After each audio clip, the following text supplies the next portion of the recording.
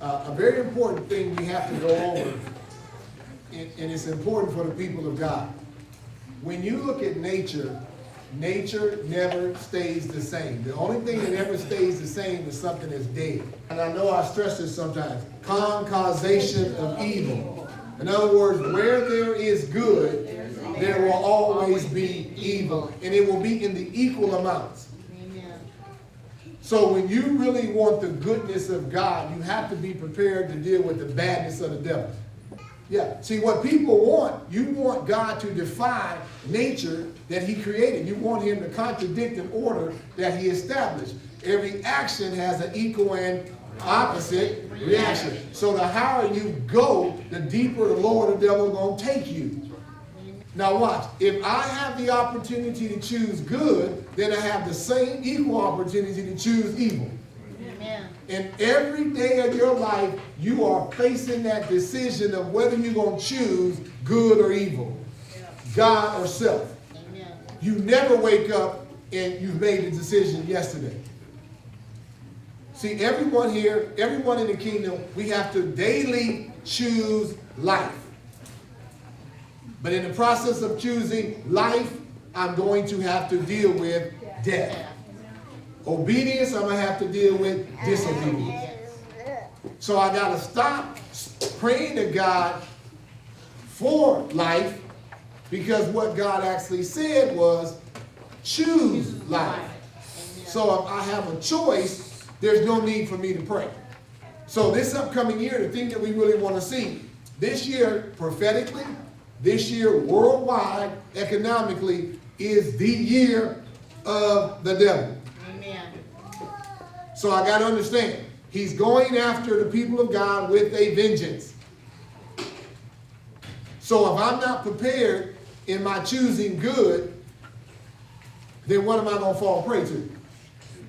Evil. Evil. See, if I don't choose good, before we get into it, and I want y'all to say it again, if I don't choose good, I've already chosen evil, because there's no other choice. This is why all these things are happening to our kids, to our country, to everything, is because people are not choosing good, and by default, what are they choosing? Evil. Evil. Remember, God is the God of patterns. Again, patterns. He does not change his patterns for anybody. So once I know his pattern, do I know my choices? Yes. All right, so watch what a lot of people do. A lot of people plant out of season and nothing happens. So you can pray over it, you can give an offering over it, you can do whatever you want, but if you plant seed out of season, you're going to 100% of the time get no harvest. A female cannot get pregnant any day. Amen. She can only get pregnant during a certain range, because that's the only season. So if the womb can only generate life in a certain season, if nature can only generate life in a certain season, then you and I can only have life during a certain season too. All right, so one thing, God's season. Today is the first day in God's year. Right, so God doesn't follow man's calendar. So there's no use in you looking at it to see what God is doing. God only follows his calendar. So watch, just pay attention to the name. So what was God, the name of the first month, what did God call? Aviv. They went into captivity. What did they change the name to? Nisan. What does Nisan mean? To flee. So watch again. But did God call it Nisan? No. So was God wanting them to flee? No. No. So they totally changed the intent of what God had for that month. So can you tell me, is there any way they would not have missed what God had for them? No, they definitely missed. They missed it because, what did they change? They changed the name. But they tried to change the intent. So you're going to see what Aviv means later, what it actually means, and it's going to surprise you why you've been going through what you're going through. Aviv is the answer. It'll tell you exactly why. Please pay attention to the word. That word ready is Aviv. So what God was wanting is he's wanting you to be Aviv. Ready. He's wanting you to be ready. So everything he's doing to you in these earlier months is him getting you ready. You're going to be surprised not to just be delivered, but to deliver. Amen. Are you listening to me? He wants me in month 1 or Aviv. So everything he's doing these other months is to make sure that by month 1 I am ready. Or I am Aviv. So now watch. Y'all catch that? He says, I want you to be Aviv, ready. The devil wants you to see Nissan run.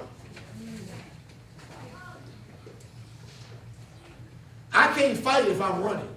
Amen. Parents losing kids because they running. Amen. The saints losing the war because we running. When what does God want us to be? Aviv, ready. Why am I to be Aviv? Why are you to be Aviv? Because the Lord is wanting you to be a soldier in his army. Yeah. He's not having the angels fight this fight. Amen. Who's fighting this fight?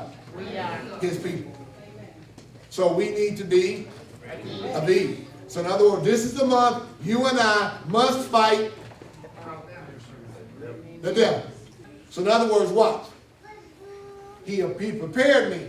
I had the battle, and then in the middle of the month, he gives me a harvest, and then what does he do in the middle of that month? He then lift me up.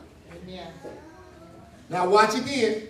What did Jesus say during the barley harvest, during the month of Aviv? Jesus said, if I be lifted up, I will. Draw all men. So then what is the Father's intent for you? To fight so he can lift you up, and now what can he do?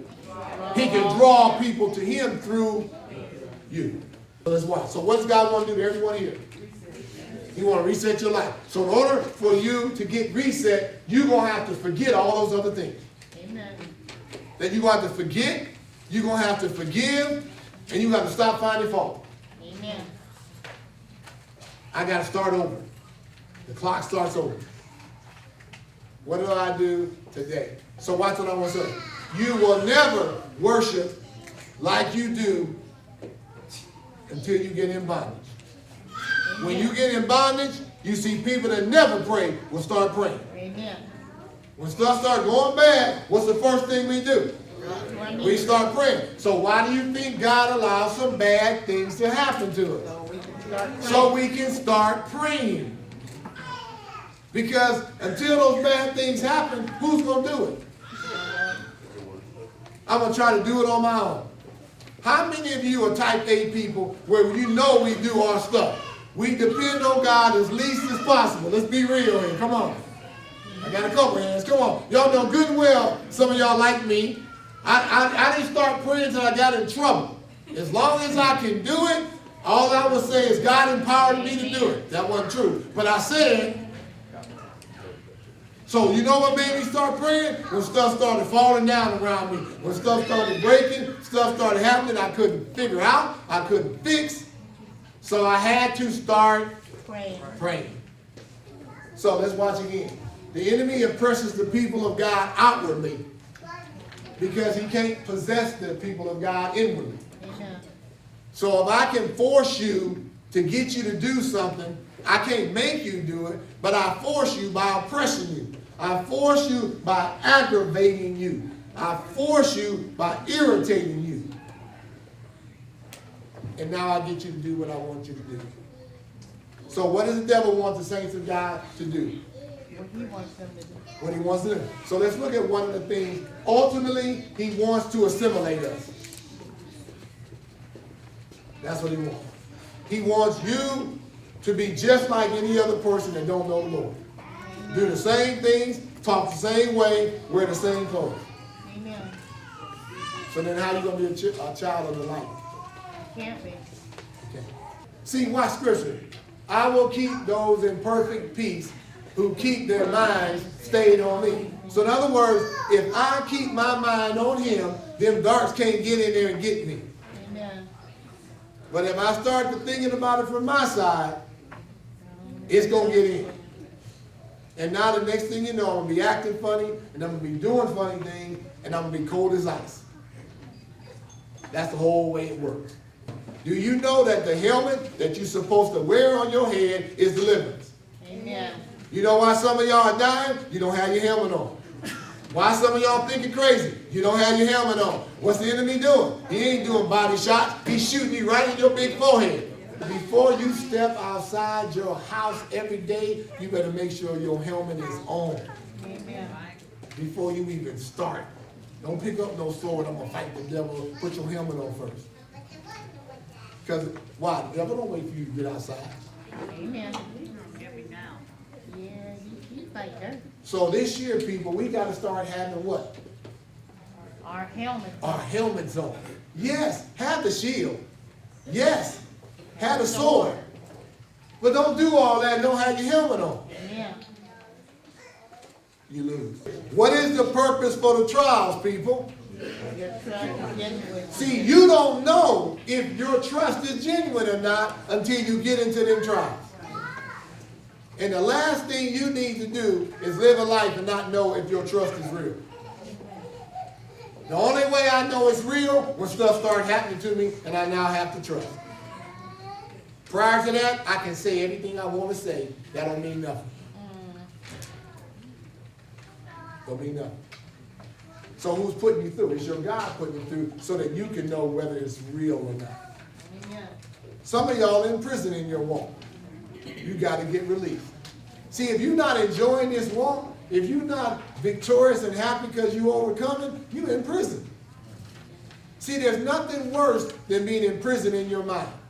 See, it's one thing to be behind physical bars, but it's another thing to be behind mental bars. We got to be released.